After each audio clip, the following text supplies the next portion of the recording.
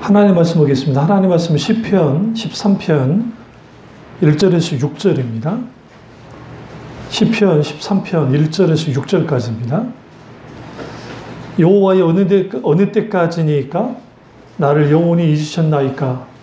주 얼굴을 나에게서 어느 때까지 숨기시겠나이까? 나의 영혼이 번민하고 정열토록 마음에 근심하기를 어느 때까지 하오며 내 원수가 나를 치며 자랑하기를 어느 때까지 하리이까? 여호와 내 하나님이여 나를 생각하사 응답하시고 나의 눈을 밝히소서. 들을건대 내가 사망의 잠을 잘까 하오며 들을건대 나의 원수가 이르기를 내가 그를 이겼다 할까 하오며 내가 흔들릴 때에 나의 대적들이 기뻐할까 하나이다. 나는 오직 주의 사랑을 의지하여 싸우니 나의 마음은 주의 구원을 기뻐하리이다. 내가 여호와를 찬송하리니 이는 주께서 내게 은덕을 베푸심이로다. 아멘. 말씀 제목은 이해할 수 없는 하나님입니다. 이해할 수 없는 하나님이라는 제목으로 말씀을 나누도록 하겠습니다. 우리가 믿고 있는 하나님, 그 하나님은 도대체 어떤 분이신가? 이게 우리에게 굉장히 중요합니다. 왜 그러냐면 내가 알고 믿고 있는 하나님이 바로 내가 정말 바라는 하나님이라고 한다면 그것만큼 신나고 좋은 일이 없는데 이상하게도 하나님이 나의 기대와 달리 다른 하나님처럼 느껴질 때가 있습니다. 그 이유가 뭐냐? 우리가 고통 가운데 있을 때입니다. 문제 앞에 있을 때, 힘들고 어려울 때. 왜 그 하나님은 우리에게 직접 도우셔서 역사하지 않으신가? 여기에 우리가 이제 뭘 느끼게 되면 하나님에 대한 오해, 하나님에 대한 그 갈등을 하게 됩니다. 우리가 어떤 철학자가 이 성경에서 말하는 하나님에 대해서 말할 때에 내가 왜 그 무신론자였던 그 사람이 하나님을 믿게 됐던 배경이 딱 하나야. 야, 니네 하나님은, 그러니까 그 이제 믿기 전에, 니네 하나님이라는 분은 도대체 세상 신들은 자기들이 강하다고 하는데 내가 강하니까 오면 내가 도와줄게. 내가 모든 문제를 해결해 줄게. 라고 하는데 정작 니네 하나님은 내가 너희를 위해서 죽을게. 내가 죽을 테니까 죽은 나를 믿어줘. 라고 한다는 거야. 그분이 예수 그리스도입니다. 그분이 하나님의 아들이시자 하나님이신 예수 그리스도. 그분이신. 그러니까 그 철학자가 하는 말이 그만하는 거예요. 세상 종교를 다 들여다봐도 어느 신이 자기 죽음으로, 자기 약함으로 내가 죽을 테니까 너희는 날 좀 믿어라고 하는 그런 소위 종교가 어디 있으면 그런 가르침이 도대체 어디 있는가? 이게 진짜가 아니라고 한다면 이거는 정말 웃기는 일이다. 고로 나는 이거를 진짜로 믿는다라고 하면서 그가 예수를 믿는다라고 했어요.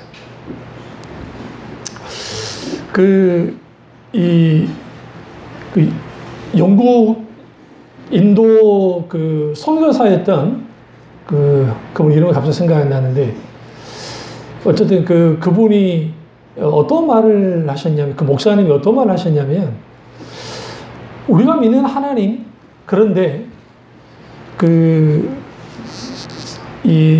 우리가 성경에서 말하는 그 하나님, 특별히 성령께서 피조물을 향해, 특별히 그리스도인들을 향해서, 신자들을 향해서 기도를 하신다라는 표현을 썼어요. 왜냐하면 성령이 우리를 대신해 하나님께 기도하신다 했거든요. 우리를 위해. 예수님도 똑같이 우리를 위해서 기도하시거든요. 그 요한복음에 잘 나타나요. 15장 같은 데 나타나고 10장, 11장? 어째 그때 요한복음에. 그러면서 세상 종교는 인간이 신에게 기도하게 해요. 인간이 신에게 기도하잖아요. 도대체 기독교의 성령이라는 신이 삼위일체 하나님이시니까 너희 하나님이라는 분이 인간을 위해서 기도한다는 게 이게 말이 되냐는 거야. 여기에서 뭐가 드러나느냐? 우리가 믿고 있는 하나님이 인격체시라는 게 알 수 있어요. 하나님 그분이 우리에게 인격체이시라는 거예요. 인격체신 하나님이 우리에게 다가오십니다. 오늘 그 말씀 오늘 시편 기자가 하고 있는 거예요. 어떻게 하고 있냐면 어느 때까지 내가 이렇게 고통을 당해야 되고 어느 때까지 이 문제 속에 있어야 돼야 합니까? 우리에게 이 답답한 현실, 우리 속에 있는 이게 해결되지 않는 여러 가지 일들, 우리를 지금 짓누르는 그러한 것들이 우리를 에워싸고 있을 때에 우리는 거기에서 내가 어떻게 해야만 하는가?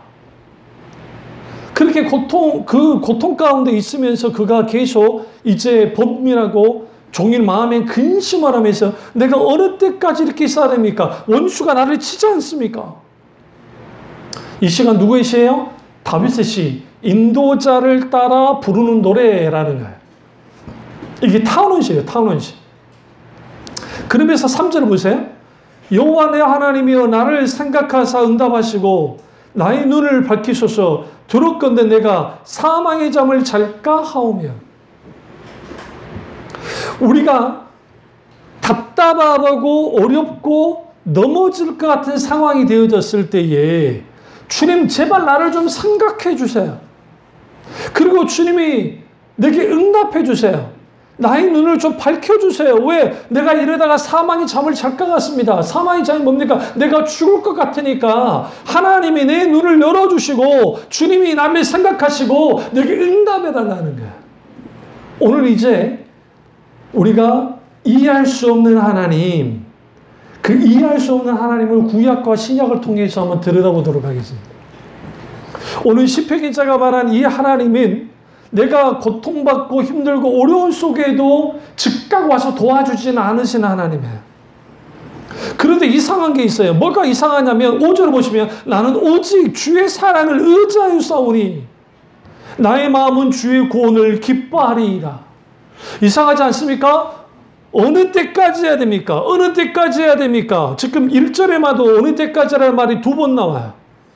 그리고 계속 이러한 것들이 계속 이제 내가 어느 때까지 이것을 내가 견디고 어느 때까지 내가 이렇게 되어야 된다는 거예요. 이전에서도 어느 때까지 일이 벌어져야 됩니까? 왜 어느 때까지 이걸 나를 이렇게 고통스럽게 하십니까? 이전에서도 2번 반복을 한단 말이에요. 성경을 읽다가 어떤 단어나 문장이 반복한다는 것은 여기에 큰 핵심이 어느 때까지입니까? 라고 지금 이 시편 기자가 주님 앞에 다 묻는 거야. 근데 내가 믿고 있는 하나님, 다윗이 아는 하나님은 여호와 로의 하나님, 엘로의 하나님, 목자신 하나님이신데 그 목자신 하나님이 왜 나를 지금 돌봐주지 않으시고 시편 23편에 여호와는 나의 목자신 내가 부족함이 없다고 하는 그 부족함이 없는 하나님을 믿고 있는 다윗인데 도대체 어느 때까지 나를 이렇게 하십니까? 우리 이렇게 이해할 수 없을 때가 있어요. 하나님에 대하여. 그래서 우리가 하나님에 대한 오해를 갖고 있는 사람들이 큰 특징이 뭐냐면 하나님 그분에 대한 깊은 묵상을 하지 않고 하나님을 깊이 알지 못하면 우리는 뭐 하게 되냐면 내가 원하는 하나님을 원해요. 그게 오늘 신의 사례에서 이스라엘 백성들이 만들어낸 하나님입니다. 출애굽기를 보시면 모세가 이제 하나님께 신의 산으로 이제 가데스바냐에서 이제 불신앙을 저지르고 하나님이 진노하셔서 20세 이상 전체에 뭐합니까? 광야에서 죽을 거라고 말씀하시고 40년 동안 광야를 이제 계속 방랑하고 돌아다닐 것을 말씀하십니다. 그리고 한 1년 넘게 이렇게 광야를 다니다가 시나이 반도, 특별히 시내산에 딱 다다릅니다. 시내산에 딱 다다르니까 이제 다른 광야와 좀 달리 시내산에 있는 산이 좀 높으니까 계곡에서 물이 막 내려오고 막 그래요. 그러니까 물이 있으니까 이 사람들은 굳이 농사 지을 필요 없잖아요. 뭐가 있으니까 매일 주님 만나를 내리기 때문에 물이 급하지 물만 있으면 생존이 충분하단 말이에요. 그러니까 그들이 이제 거기에 이제 머무르죠. 그러면서 하나님께서 어떻게 하시느냐? 하나님이 이스라엘 회중에게 다 임재에 들어오십니다. 하나님 임재에 들어오시니까 이스라엘 백성이 너무너무 겁이 나는 거예요. 그러니까 그들이 이제 경계선에서 뒤로 밀려나요. 도망쳐요. 모세는 하나님께 앞으로 나가고 그러면서 이스라엘 백성들이 뭐라고 하냐면 모세여 하나님이 우리에게 가까이 오지 않도록 기도해 달라고 그래요. 하나님이 두려우니까. 여기서 우리는 뭘 할 수 있냐면 우리가 하나님을 믿으면서 성경에서 말하는 하나님에 대한 오해가 굉장히 많아요. 오해가. 어떤 오해들을 하냐면 소위 미신과 그리고 세상에서 말하는 그들이 원하는 신에 대한 그 열망함이 있는데 그걸 그대로 하나님께 투사를 시키는 거야. 자기가 원하는 하나님으로. 그렇게 되면 거기에 맞춰진 신앙이 나와요. 어제 시청에서 그 퀴어 축제를 했단 말이에요. 동성애자들이 나와가지고. 거기는 목사들도 있어요. 목사들도 있다고요. 자유주의 목사들이 나와가지고 옹호해줘요. 인권이라는 것을 가지고. 그럼 그들이 믿는 하나님은 어떤 하나님이냐면 소위 성경에서 말하는 하나님이 아니라 내가 원하는 하나님, 그 성경이든 뭐든 자기들이 추사 선택해서 만들어낸 신이래요. 그 만들어진 신으로서의 하나님을 믿는 것을 뭐라고 하냐면 종교적인 하나님, 종교심에 의한 하나님이에요.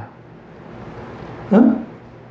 그러니까 종교심에 의한 하나님을 믿는 사람들은 종교심에 끌려서 신앙생활을 해요. 그래서 사람들마다 아주 감정적인 사람들은 감정적으로 신앙생활하고 아주 지성적인 사람은 지성적으로 신앙생활을 해요. 근데 지성인들의 특징들이 뭐냐면 그들은 이론을 중심으로 하잖아요. 그러니까 성경도 많이 읽고 여러 책들을 많이 읽어요. 근데 머릿속에 막 담가요. 그런데 이걸 관념화시켜요. 그러니까 자기 머리로만 예수를 믿어요. 머리로만. 실제로 삶 속에 직접 주는 믿지 않아요. 이걸 신앙이 어떻게 되냐면 지식적인 동의 정도는 해요. 그러니까 지식적으로 동의를 해. 그런데 뭐까지 나가지 않냐면 전전적으로 주님 앞에 나를 내려놓고 주님을 원조로 고백하고 받아들이진 않아요. 그런데 교회는 다녀요. 이걸 뭐라 하냐면 소위 문화적인, 그러니까 소위 그냥 문화적인 교인이라는 표현을 쓰는데 그냥 지식적으로만 그렇게 하는 거야. 그 외에 뭐 은사주의 뭐 여러 가지 신앙 형태는 있으니까 그걸 말하지 않은 아니니까 그들이 성경에서 있는 그들의 하나님을 경험하여 알지 못하면 우리는 하나님을 깊이 왜곡을 시켜야 돼. 그리고 우리가 정통이어도 우리가 정확하게 성경에서 하나님에 관해서 안다 할지라도 그 관해서는 알아요. 그런데 정작 그 하나님을 딱 내가 이제 맞닥뜨리게 될 때에 성령의 놀라운 역사 속에서 인격적인 하나님을 경험하여 알지 못하면 아무리 내가 성경에서 하나님에 대해서 잘 알고 있어도 그것은 과거에 이 묶여있는 하나님으로 끝나버려요. 오늘날 살아서 역사하시는 하나님으로서 내게 나타나지 않아요. 그러면서 아멘은 해요. 그러니까 어떤 생각을 하냐면 그런 사람들이 구약의 하나님은 두려운 하나님이고 신약의 하나님은 어떤 하나님이다? 사랑의 하나님이다. 여호와 증인들이 이단들이 주장했던 것을 혹은 세대주의 극단파가 주장했던 것을 그대로 한국교회 아니 세계교회에서 받아들여서 구약의 하나님 아주 그런 뭡니까 소위 왕이면서 이 가부장적인 하나님 신약의 하나님은 아주 사랑이 많은 하나님처럼 그리는데 전혀 그렇지 않아요.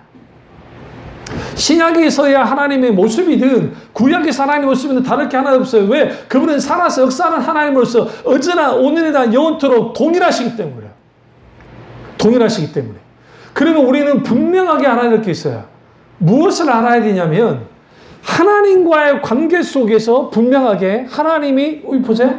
하나님 그분이 딱 계시는데 성경에서 있는 그들의 하나님을 내가 온전히 믿고 그분과 교제를 나누며 따라가는 신앙사람은 좋겠는데 많은 사람들이 어디에서 딱 묶여지냐면 이거예요.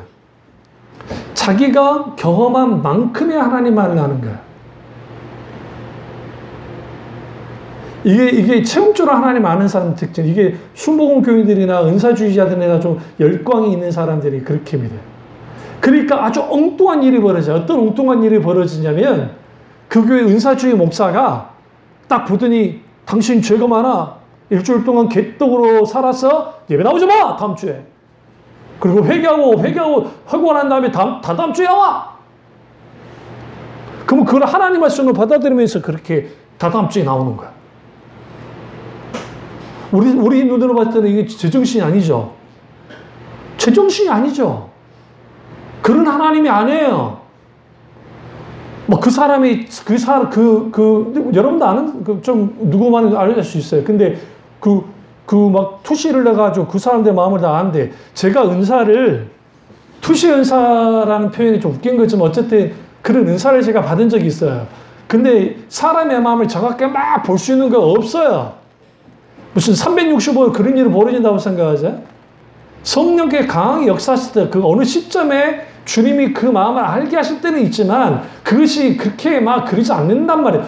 자기가 마치 하나님처럼 막 되어버려요. 그러니까 그들이 어떻게 생각하냐면 하나님에 대하여 할 때 막 은사가 나타나고 막 그 은사 속에서 그 하나님이요. 그 사람이 하나님이요. 뒤에는 하나님이 계시다고 하지만 하나님이 안 보여. 자기가 다 하나님 되어버려요. 그런 신앙의 형태가 왜 나타나느냐? 사람은 눈에 보이는 것을 믿으려요. 그러면 시내산에서 모세가 어디로 올라갑니까? 이제 시내산으로 올라갑니다. 40일 동안 금식하면서 하나님께로부터 이제 계명을, 법궤를 받아 10계명을 받게 되어지는데 문제가 생겼어요. 분명히 약속한 시간은 40일이고 눈의 아들 여호수아가 시내산 중턴에 앉아가지고 기다리고 있고, 모세는 어디까지 올라가냐? 이제 정상까지 올라갔고 거기에 하나님의 강한 임재가 임했습니다. 그런데 40일이 돼도 모세가 내려오질 않는 거예요. 우리가 40일 정도는 물만 먹고 사람이 버틸 수 있습니다. 40일은. 실질상.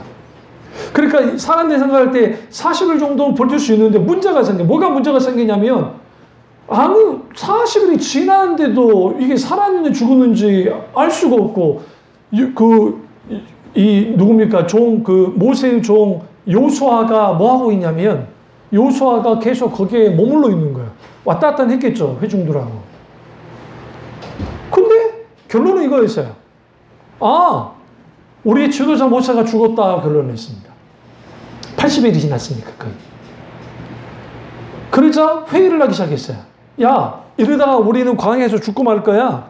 그러지 말고 우리가 여호와, 그러니까 금송아지를 만들자. 근데 그 금송아지가 여호와다라는 거예요. 여호와인 금송아지를 만들자고 하고 아론을 압박하기 시작합니다. 그리고 아론이 어쩔 수 없이 금송아지를 만들고 사람들이 뭐라 하냐면, 이가 곧 애굽 땅에서 우리를 구원해낸 여호와로다 라고 했어요. 여호와. 그러면서 그들이 뭐 하기 시작하냐면, 거기에서 그들이 이제 기뻐하고 즐거워 뛰놀기 시작했어요. 왜냐? 모세가 하나님의 음성을 듣고, 그리고 모세가 하나님의 그 계시를 받아서 전달자였었는데, 이제는 더 이상 모세가 필요 없게 되어졌고, 그들에게 보이지 않는 하나님이 아니라 보이는 하나님이 그들 눈앞에 있게 됐어요. 오늘 많은 사람들 하나님을 믿을 때 보이지 않는 하나님이 아니라 보이는 하나님이 되기를 원해요. 그러니까 목사에게 뭘 요구하냐면, 목사가 이렇게 될 겁니다 라고 정확하게 찝어주면 그 찝어준 것을 막 원해요. 응? 그리고 뭐 어떤 설교를 할 때 소위 신앙 매뉴얼을 주어가지고 그 매뉴얼대로 따라가면 복을 받고, 그 매뉴얼대로 하면 거기에 하는 일이 해결이 되고, 그 매뉴얼대로 하면 다 됩니다. 성경에 매뉴얼대로 가는 신앙은 없어요. 성경에 보시면. 왜 그러냐면 신앙생활은 하나님과의 관계 속에서 되어지는 거예요. 그래서 하나님과 친밀한 교제와 관계 속에서 우리가 하나님께 부르짖고 기도하며 하나님의 음성에 귀를 기울이고 그 말씀하신 하나님과 관계 속에서 한 걸음 한 걸음 신앙생활을 해나가는 것이지, 어떠한 신앙 매뉴얼을 따라가면 된다고 하는 소위 말하는 환타지를 만들어낸 이유는 뭐냐면, 그게 아주 쉽기 때문에 그래요. 그게 유대인들이, 그게 이스라엘 사람들이 그렇게 해요. 이스라엘 사람들이. 거기서 나타나는 게 기기적인 신앙이 되는 거예요. 기기적으로 그게 해나가면 복을 받는가, 기기적으로 하면 되는 거야 라고 하는. 이러한 일들이 한국교회뿐만 아니라 많은 부분에서 그렇게 신앙생활을 해요. 그러다 보니 이제는 소위 어떤 그들이 원하는 그러한 그런 것들을, 그러니까 제가 구체적으로 여러분들에게 이렇게 해야 어떤 해결이 됩니다라는 말을 하지 않잖아요. 그 원론적인 설교만 하고 끝나잖아요. 예수님도 똑같이 그 설교에서 끝나요. 사도들도 그렇고, 사도들도 선지자도 똑같아요. 그 안까지 들어가는 것은 성령과 함께 하시는 거예요. 성령께서. 근데 오늘날에는 입에 아예 목사님들이 구체적으로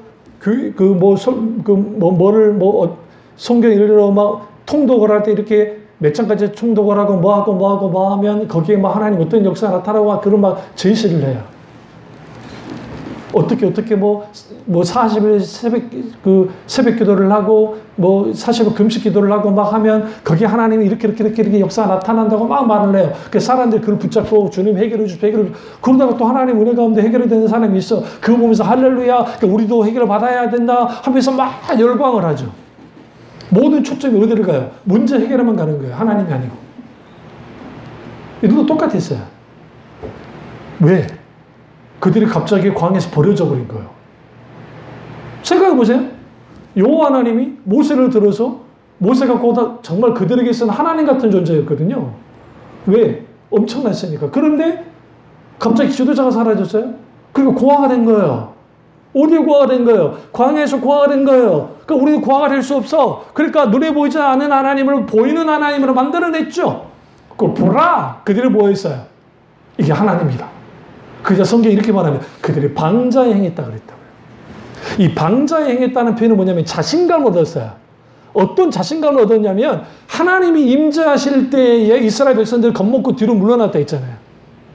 그 70장로들이 안으로 들어가서 하나님 임재를 경험하고 그 여호수아까지 같이 들어갔다가 여호수아가 중통에 들어가고 모세는 완전한 하나님 임재 속에 들어가 있었고, 그런데 이제 모세가 죽었는지 살았는지 모르겠는데 죽었다고 결론을 냈고 신을 만들었고, 그러면 그들이 구덩이를 막 파기 시작해요. 구덩이를 파갖고 밑에다가 불을 딱 싸지르고 그리고 그 불 위를 막 넘나다닙니다. 그게 뭐냐? 불의 신. 소위 이집트에서 믿었던 신 그대로 신을 섬기듯이 똑같이 거기에서 그 행동을 하기 시작하는 거예요. 그리고 방자행했다는 것은 그들이 자신감을 얻었다는 소리고, 자신감을 얻었다는 말은 뭐냐면 이제는 자기들이 원하는 신으로서의 하나님, 자기들이 필요로 하는 하나님을 내가 믿겠다는 거야. 그리고 그 하나님이라는 존재는 이제는 내가 원할 때, 내가 바랄 때 그것을 해결해 주는 정도의 하나님이 때문에 다시 말해 우상을 섬긴 거예요. 하나님. 많은 사람들이 우상이 뭔가라고 할 때에 우상이 뭐예요? 하나님 아닌 다른 신을 섬기는 게 우상이다? 우리 그렇게만 이해하면 안 돼요. 우상은 두 가지 큰 의미를 갖고 있어요. 하나는, 우상은 뭐냐? 하나님 아닌 다른 것을 하나님으로 대체하는 것. 그것이 우상이에요. 대체하는 것. 다른 하나는 하나님으로부터 돌아서는 거예요. 다시 말하면 하나님을 대적하는 일련의 모든 것들이 우상이야. 근데 이들이 하나님께 돌아설 수가 없었어. 왜? 하나님이 끌고 나왔잖아요. 그러니까 하나님 대체물을 만들어서 그게 금송아지예요. 눈에 보이는 거. 하나님이라 믿은 거예요. 그런데 그들의 행동을 보세요. 그들의 부리를 딱 뛰어다니는 게 뭐냐면 고대 이집트와 메소포타미아에서 흔히 인신제사를 할 때 행동이에요. 아이들을 불이 던져요. 신에게. 그게 인신제사하는 행동을 똑같이, 그러니까 그들이 여호와 하나님이라고 말하면서 그들이 하나님을 섬기는 행동이 뭐예요? 그거예요. 근데 그 일을 하기 전에 뭐냐? 보라, 우리가 여호와의 절기를 지키자고 나와요.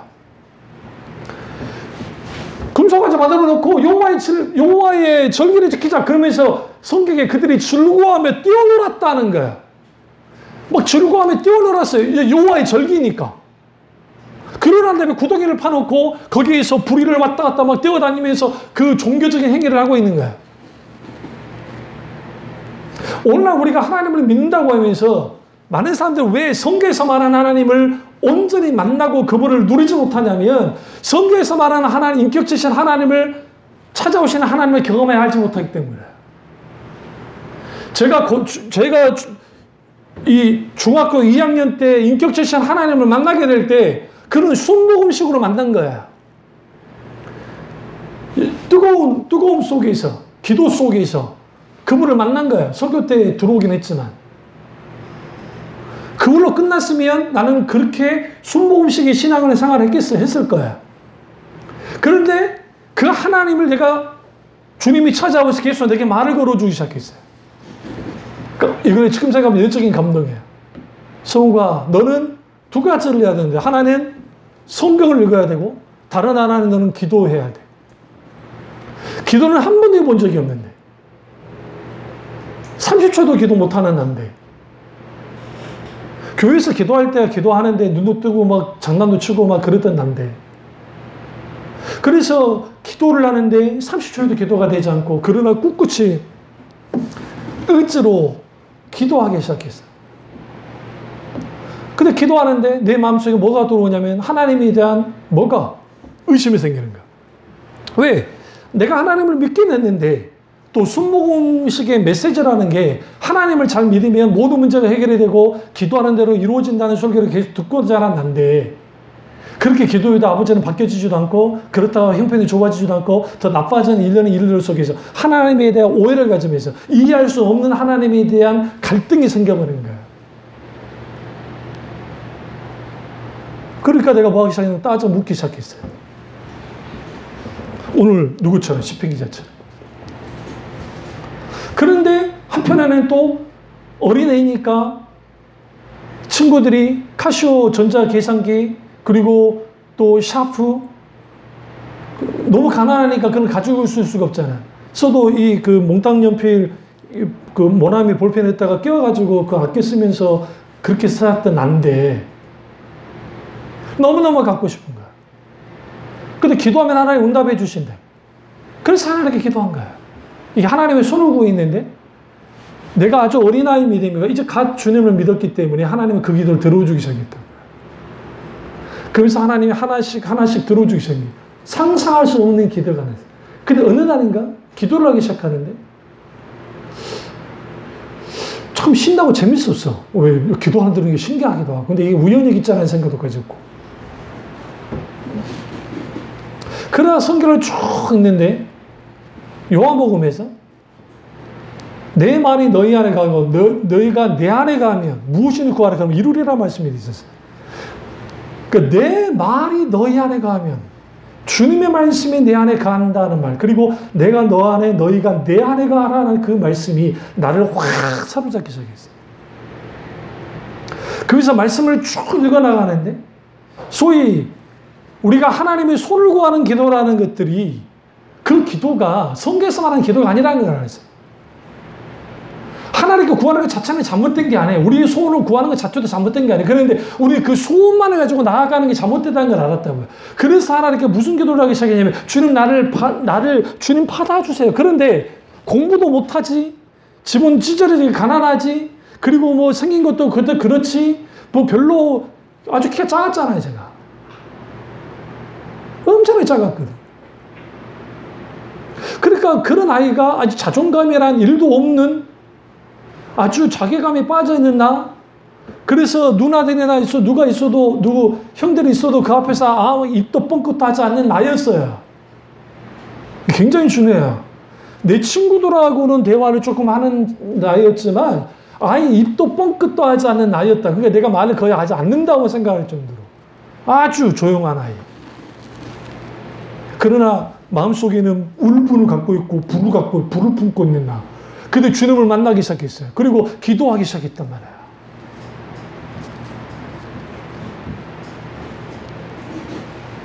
강력한 성령의 불이 내게 임하기 시작하면서 그때 포기하기 시작합니다. 그러니까 그 하나님의 말씀과 성령이 강력하게 역사하기 시작하면서 그때 안 거예요. 오늘 우리 집에 있는 이러한 일련의 이 모든 고통과 환난과 역경이라는 것이 도대체 무엇인가? 하나님이 왜 그것을 허용하신 것인가? 그러면서 하나님의 정의 문제, 신종론의 문제 앞에 딱 선 거예요. 그리고 하나님이 정말 하나님이시라고 한다면 나를 이해시키라는 거예요. 그렇게 잘 이해가 되나요? 그런 질문을 던져도 누구도 대답해 주지 않아요. 왜? 대답할 수 있는 능력들이 안 돼. 왜? 변증적인 설교를 할 수 없는 그런 분들이기 때문에 그게 안 되는 거야. 그런데 어디서 해결이 되느냐? 시편에서 해결이 됐어요. 시편에서. 시편을 읽다가 하나님께 막 대드는 거예요. 아, 이런 기도가 가능하구나. 대들었다는 표현보다는 이럴 수 있어요? 도대체 주님 뭐 하시는 겁니까? 내가 너무 고통스럽잖아요. 나 너무 슬프잖아요. 이 대적이 나를 이렇게 짓누르잖아요. 그런데 성경을 딱 이해가 안 되는 게 뭐냐면 뒤로가 갑자기 바뀌어져요. 그때부터 내가 시를 쓰기 시작했는데 내 시가 어떤 시냐면 앞에는 막 갖다 갑자기 급변하면서 상황이 바뀌어지는 시를 쓰게 할게. 그래서 수련회를 가가지고 중학교 3학년 때 이제 중도부 회장이 됐으니까 하나님 은혜 가운데 그 시 경연대회를 했는데 내 시를 딱 떨어뜨린 거야. 근데 이제 우리 고등부 선생님이 내 시를 읽더니 거기 은혜를 받았어. 그러면서 그분이 이제 열변을 토한 거야. 왜 이 시를 왜 거부하십니까? 라고 하니까 거기는 막 선생님들이 이제 그 말 하는 거야. 아, 갑자기 시가 이렇게 갔다 갑자기 급변하는 시가 어디 있냐고. 그러니까 그분이 하는 말 하죠. 시편 안 읽어봤냐고. 세상 시는 그럴 수 있다는 거예요. 세상 시는. 그런데 이 중3짜리가 그것도 이 시를 쓸 때는 이거는 거의 성경에서 말하는 시편에서 말하는 시를 그대로 쓰고 나오고 있다. 이거를 그러니까 이거를 뽑지 않는다면 이거는 말도 안 되는 거다. 그러니까 이제 그 고등부 전사님이 나서가지고 하면서 거기서 내가 이제 올라간 거지. 그때 이제 뭐 상 줘요. 상이나 해봤자 막 그렇게 생각은 안 해지. 그러니까 거기에서 그때 안 거야. 아, 우리가 하나님에 대한 오해가 많이 생겨요. 왜냐하면 내가 하나님을 믿고 따라가는데 인생에 여러 일들이 벌어질 때 우리가 이해할 수 있는 일들이 너무 많거든요. 그때 우리는 즉각 하나님께 나아가야 돼요. 그걸 물어야 돼요. 근데 광야 이스라엘 백성들이 한 것은 그들이 만들어낸 신이 필요했어요. 보이는 신. 그게 여호와예요. 여호와예요. 똑같은 짓을 누가 합니까? 여로보암 2세가 합니다. 여로보암이 합니다. 1세가. 르호보암과 솔로몬의 아들 르호보암과 여로보암이 나라가 북이스라엘과 남유다를 갈라질 때 북이스라엘 사람들이 절기만 되면 예루살렘으로 가니까 그걸 막으려고 베델에 막 자기들의 산당을 지어버려요. 그러면서 못 가게. 했을 때 가장 먼저 만든 게 뭐냐? 금송아지. 근데 그 금송아지를 여호와라고 똑같이 그래요. 어디서 지금 뽀놓던 거예요? 토멸이 신의 산에서 이스라엘 백성들 했던 짓을 똑같이 그 짓을 해요. 근데 중요한 거는 그들이 방자에 행했다라는 표현이 어떤 의미라 했어요? 그들이 이전에 자신감을 가져서 내 마음대로 하는 거예요. 내가 하고자 하는 대로 하는 거예요. 오늘날 하나님을 믿으면서도 내 마음대로 하고 싶어 그 선에서 하나님을 믿으려고 그래요. 하나님이 이렇게 불렀어요. 근데 하나님 부름이 분명함에도 불구하고 자기가 좀 부담스럽고 힘들고 한다고 해서 안 따라버려요. 근데 과거에는 율법주의에는 하나님 벌 주신다 하니까 따라오긴 했어요. 근데 성경에서 말하는 그런 하나님이 아니에요. 그래서 하나님께서 이 시내산에서 이 사건이 벌어졌을 때 하나님이 분노하십니다. 그리고 그들을 다 진멸할 결정을 해요. 다 죽이겠다고. 이 일이 이때만 있는 게 아니라 계속 벌어져요. 반복적으로. 그때 모세가 나섭니다. 하나님 스톱! 이게 굉장히 중요해요. 아브라함이 소돔과 고모라를 멸망시키기 직전에 하나님께 스톱! 해놓고 50명, 45명, 40명, 그 다음부터는 10단위로 30명, 20명, 10명까지 그 소돔과 고모라의 의인이 있으면 어떻게 할 겁니까? 라고 나와요. 그럼 왜 10명에서 멈췄느냐? 이스라엘은 딱 10명이 남자 성인 정치는 10명이 있어야 회당을 만들 수 있어요. 회당. 신앙당. 그러니까 기본 단위예요. 그러니까 10명 이하는 안 내려가요. 근데 의인 10명이 없어서 멸망을 당해요. 그러면 롯과 그의 딸들이 구원당한 것은 뭐냐? 아브라함이 중보기도했던 것은 우리가 흔히 롯을 위해서 중보기도했다 생각하는데 롯을 위해 중보기도한 게 아니라 소돔과 고모라 전체를 향해서 중보기도라고 나간 거예요. 근데 당대의 의인은 누구였어? 롯이 의인이라 했잖아요. 성경에 보시면. 근데 의인 롯은 10명 안에 들어갔지만 그 혼자만 의인이지 나머지 9명이 없어요. 그러니까 멸망을 당하게 돼, 전체. 그런데 하나님은 그 10명이 없어서 다 멸망시키는 것이 아니라 이제는 개인 구원으로 주님이 돌아서시는 거예요. 그래서 롯을 주님이 뭐 하는 거냐면 구원하시는 거예요. 도피하죠. 천사를 보내서 도피를 시키는 거예요. 근데 이게, 그래서 구약의 하나님은 하나님 막 진멸시키고 뭐 볼 퍼붓고 다 죽이는 하나님만 생각하는데, 그 소위 민족이, 나라가, 이 공동체가 하나님의 심판의 대상이 되어지면 하나님은 남은 자를 향한, 그 개인을 향한 구원으로 주님이 바뀌어져요. 그래서 그대로 구원하는 거예요, 하나님께서. 진멸시키지 않아요. 그러니까 이게 굉장히 이건 하나님의 헤세드, 하나님의 인자하심의 은혜라고 해요. 그 구약의 하나님이 아주 공포스럽고 막 그런 하나님처럼 느껴질지 모르지만 그 하나님은 길이 참는 하나님이에요. 아브라함이 스톱했는데도 스톱을 하셨어요. 롯을 구원하는데 롯이 어떤 짓을 했냐면 소활성으로 들어가 버리잖아요. 근데 소활성이 들어가면 안 돼요. 하나님이, 천사가 어디로 끌고 나가려면 밖으로, 그러니까 소돔과 고모라 밖으로 데리고 나가려고 했었는데, 롯과 롯의 아내와 그리고 이 두 딸이 같이 나갈 때에 하나님의 유황불이 뒤에서 막 쏟아지니까 이게 겁이 나는 거야. 열기까지 느껴질 거 아닙니까? 펑펑 터지면서. 그러니까 이제 거기서 무슨 일이 벌어지느냐? 롯의 아내가 뒤를 돌아봐 버린 거야. 돌아보지 말랐는데 왜 못 돌아보게 했냐면 하나님의 심판이 지금 선언되고 심판하잖아요. 그런데 사실은 롯 하나만 구원을 해야 되는데 롯 가족까지 주님이 구원하는 거예요. 그러니까 하나님이 심판할 때 심판의 대상도 사실은 그 두 딸과 그 아내도 심판의 대상인데 롯에 의해서 구원으로 같이 가는 거니까 그걸 보면 안 되는 거야. 명령 속에서. 돌아봤고 떨어져서 롯이 공포에 휩싸였겠죠. 그러니까 약속하나 밖으로 나간 것이 아니라 소활성으로 들어갑니다. 근데 소활성의 위치가 어디냐면 소돔과 고모라 갔는데 거기에 지금 아예 나가지 못했어요. 그 지경을. 그리고 소활성만 놔두고 전체가 불바다가 된 거예요. 가운데만 마치 원형처럼. 그걸 누가 보호했느냐? 천사들을 통해서 하나님이 그걸 보호해야겠다. 이걸 좀 우리가 굉장히 깊이 생각해야 돼요. 하나님은 끝까지 지켜요. 하나님의 사람들을.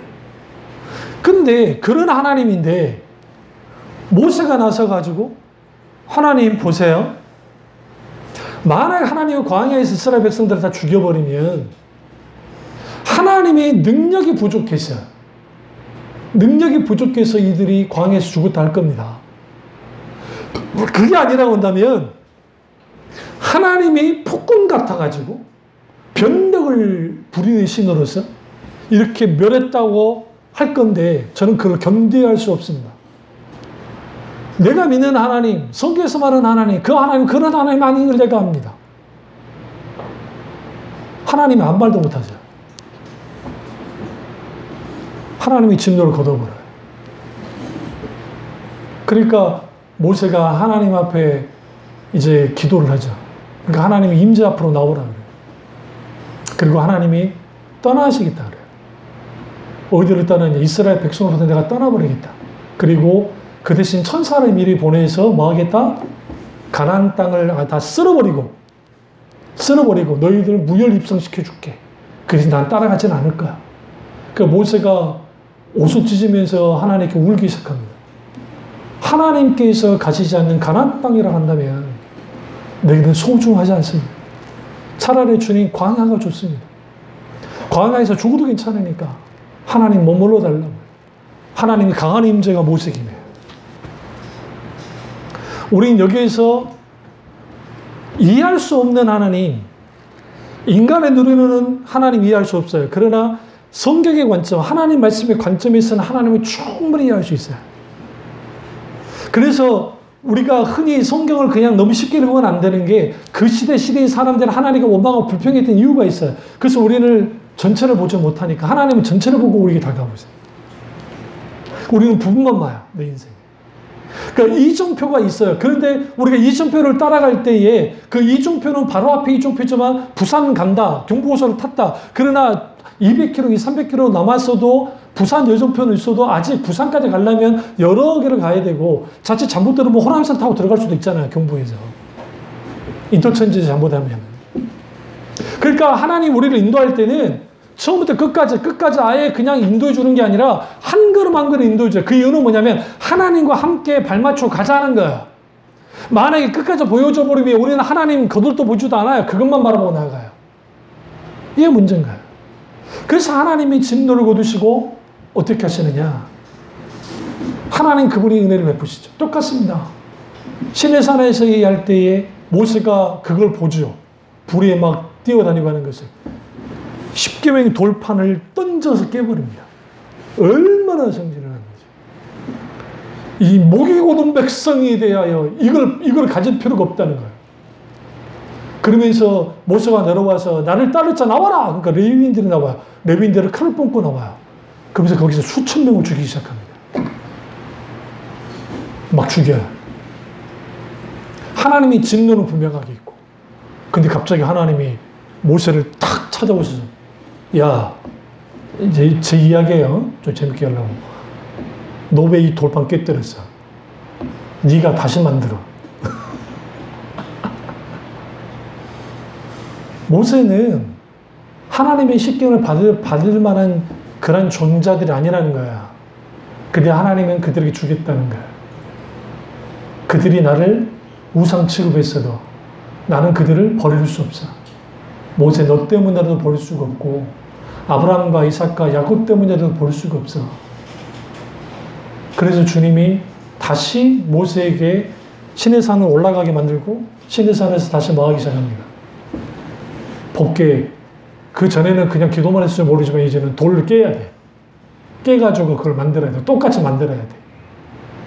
그때 성령께서 하나님이 임재하시면서 거기에 글자를 새겼다고 성경이 나와요. 거기에 새기시고 내려와요. 그리고 그들이 이제 뭐 하느냐? 거기에서 머물러 하니까 하나님께서 그들을 광야로 몰아내버려요. 그리고 다시 계속 광야 여정을 갑니다. 근데 신약에서 하나님, 간단하겠습니다. 여러분, 탕보 하나님 아실 거예요. 탕보 하나님. 누가복음에 나오는 탕자 하나님. 그 하나님과 그 하나님은 아주 의지박약 같고 정말 자식에게 휘둘리는 아버지처럼 보여집니다. 그 둘째 아들이 허랑방탕하고 이 허랑방탕했다라는 표현은 이게 모든 것들을 그냥 그러니까 자기 마음대로 막 소비하고 이걸 막 낭비하는 걸 의미합니다. 그런데 그렇게 자기 마음대로 하면서 뭐 돌아다니죠. 재산 받아가지고. 그랬을 때의 그 아버지의 반응이에요. 이게 그분이 하나님이실 때. 그러니까 우리가 하나님 저 인간은 그냥 때려 주님이 쳐버리시죠. 안 치신다고요. 때가 되기까지. 때가 되기까지. 그러니까 왜 하나님께서 길이 참고 그를 계속 보고 계시냐면 우리가 어떻게 반응하는지를 보는 거예요. 그 가족이든 누구든. 그래서 때가 되면 하나님이 하세요. 우리가 하지 않아요. 근데 우리는 그 때를 잘 몰라요. 그러니까 우리는 조급해요. 내 마음대로요. 근데 하나님은 답답하게 나가요. 보세요. 하루 이틀도 안 해요. 근데 아버지가 계속 동문 밖에 나가요. 큰아들을 계속 봤을 거 아니에요. 비유에는 잘 나타나지 않지만. 얼마나 속 터지겠어요. 얼마나 성질을 나겠어요. 아버지 뻘짓 하신다. 돌아오지도 않으려서 이제는 끝났다고 끝나는 자식인데. 근데 설마 돌아올까 했더니 돌아왔네? 큰아들 입장에서는 돌아오지 말아야 할 녀석이 돌아온 거예요. 빙적이 상해버리죠. 근데 아버지가 그를 받아들일 때 그 행동을 보세요. 아주 그가 뭐 너 재산을 왜 날렸니? 왜 거기서 이렇게 고생을 했니? 그런 말이 전혀 없어요. 껴안아줘요. 여러 말 필요 없고. 그리고 주님 이제 거기에서 막 1년에 막 가락지를 끼워주고 목욕을 시키고 옷을 갈아입히고 신발을 신겨주고 그 다음에 잔치를 막 벌여주는 1년의 행동을 보세요. 이해할 수 없는 하나님이에요. 그 하나님이 어차피 구약이 없다고 있어요. 그 대표적인 게 호세아서에서 나타난 하나님이에요. 호세아를 통해 호세아한테 창녀와 결혼하래. 호세아가 창녀랑 결혼했어요. 어떻게 그럴 수 있어요? 어떻게 선지자가 창녀랑 결혼해요? 이건 하나님이 호세아에게 하진 않아야 되는 하신 걸 한 거예요. 그런데 호세아가 따랐어요. 따른 이유가 있어요. 고멜이 예뻐서가 아니에요. 판무 파탈이라 그런 게 아니에요. 하나님의 명령이었어요. 그리고 그 명령 속에는 하나님이 호세아이고 고멜이 이스라엘 백성이었던 거예요. 그것을 선지자로 하여금 삶에서 그를 살아봐라는 거예요. 살았어요. 참녀 고멜과 살았어요. 애까지 낳았어요. 근데 이 고멜이 어떻게 합니까? 바나나 또 도망쳐버렸네? 또 외간 남자를 만나네? 그러니까 하나님이 호세아에게 이렇게 말합니다. 가서 데려와라. 가서 데려와요. 성경은 더 놀라운 말이에요. 가서 데려왔는데 사랑했다라고 했어요. 여러분 같으면 사랑해 주겠습니까? 사랑 안 하지. 호세가 사랑했다는 거예요. 이게 누구의 사랑인 줄 아세요? 하나님의 사랑이에요. 하나님이 용서하셨고 데리고 왔어요. 또 타락해요. 죄져요. 근데 계속 주님의 사랑해 주시면 계속 이걸 반복을 해요. 그래서 호세아 뒤로 가보세요. 그게 계속 반복으로 끝나지 않아요. 거기에 하나님이 진노에 대해서 말을 해요. 그러면서 하나님의 끝없는 사랑에 대해서 말해요. 그러면서 하나님이 돌아오라고 그러면서 내가 너에게 원하는 것은 나는 인애를 원하고 너에게 번제를 원치 않는다. 내가 하나님을 알기를 원한다. 하나님을 알고 하나님을 사랑하기를 원한다고 호세아 6장에서 계속 말을 해요. 그래서 하나님을 믿는다고 할 때에 적당히 종교적인 하나님으로서 믿으려 들면 쉽게 믿을 수 있어요. 그리고 그렇게 믿는 사람들이 많아요.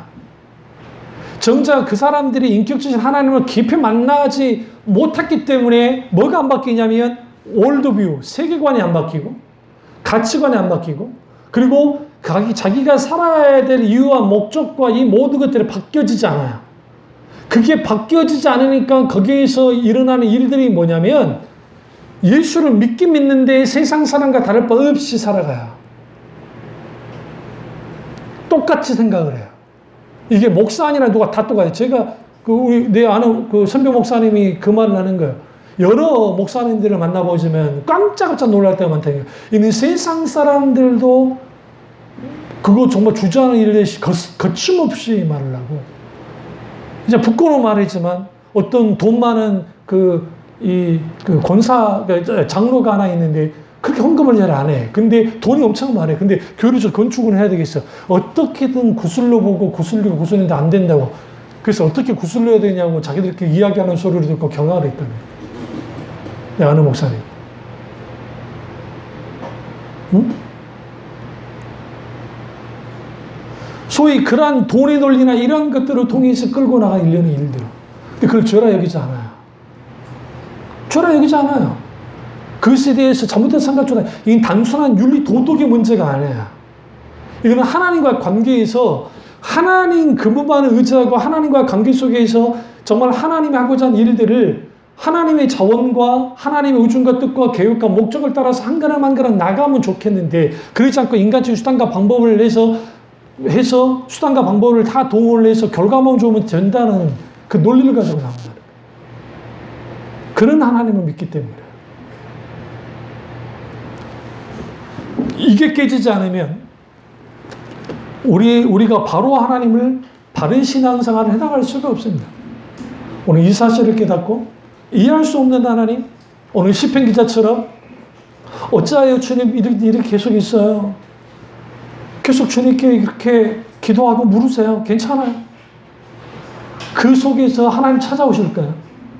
그리고 나를 안아주기도 하고 때로는 책망하시기도 하실 거고 때로는 주님이 내게 위로하시기도 할 거예요.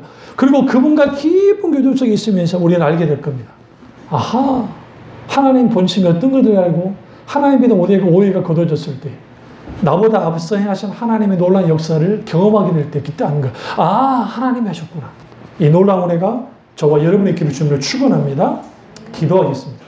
기도하실 때 이 말씀이 나의 말씀이 우리 말씀이 되게 기도하겠습니다.